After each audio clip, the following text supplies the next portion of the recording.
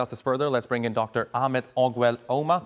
He's the Vice President for Global Health Strategy at the United Nations Foundations. He joins me now live from the U.S. Capitol. Great to have you here with us on TRT World. So the fact that Mpox has changed from a regional virus to a global one, what do you think it tells us about global preparedness when it comes to containing this virus? Thanks for having me. This is, by the way, the second time within a period of 3 years that an Mpox outbreak is being declared a public health emergency of international concern. It tells us that our surveillance mechanisms have improved.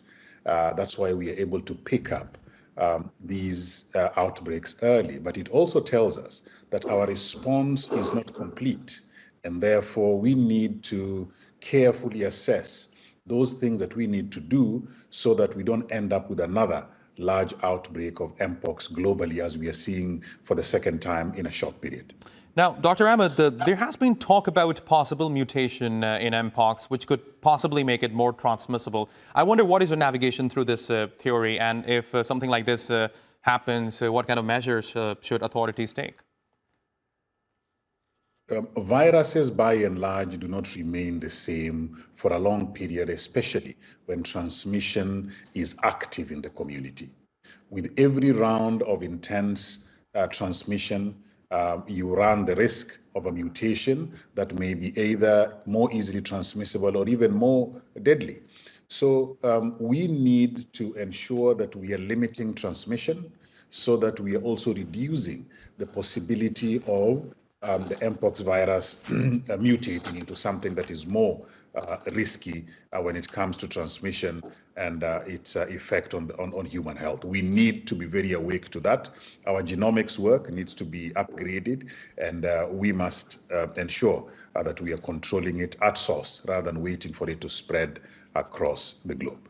Okay, now, given the outbreak that we have seen in 2024, tell me honestly, is there a realistic chance that authorities, international community will be able to contain this outbreak by 2025, or are we in for a long-term fight here?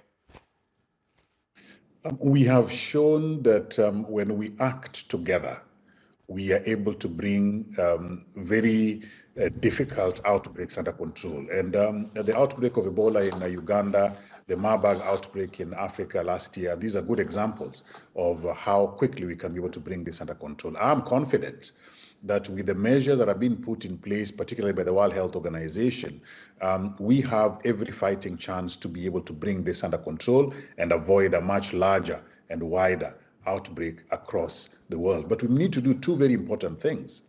One is we must make available all the tools to the epicenter of this outbreak, meaning good diagnostic kits must be on the ground and effective vaccines must also be on the ground. Then we are able to stop it and prevent a global spread of the Mpox virus. Doctor, you're joining us from Washington, and this is one thing that I wonder, and because this is something that I was talking about with one of my friends recently. Mpox became a global concern primarily because it is now found in Western countries. It has been an endemic in Africa for many years, but the fact that the international community and major world organizations start to talk about containing this virus, it started when it started to spread beyond Africa. What do you think this tells us about the current state of healthcare organizations and international organizations that are working on containing this outbreak? Generally speaking, health emergencies become more acutely visible when it affects more communities across the world. When it is limited to one space, one community, one country, it is not as visible as if it were available, as if it were seen in many other countries. This is the same with Mpox. We need to get away from the situation where we wait for it to appear in the Western world, as you say, before we take action. Every outbreak can and should be addressed, arrested, and contained where it first begins. It saves a lot of lives, it saves a lot of resources, it saves a lot of tension and stigma if we keep it in one space rather than allowing it to be able to spread. Mpox is containable. Mpox is treatable in the sense that we can be able to limit its effects and deaths. And Mpox is not new. We know how to deal with it. We should just be able to make all those tools available to diagnose in time and to provide vaccines and to provide knowledge to the communities, knowledge to our health workers, so that we are all doing the right thing quickly and containing it before it spreads. We don't need to wait until it has spread to make it an emergency. Dr. Ahmed, very quickly, what should be the level of concern among people who are living outside Africa right now when it comes to Mpox? Hi, you are not isolated wherever it is you are in the world. Viruses and other pathogens travel very easily across borders, especially when individuals who carry them are not yet symptomatic.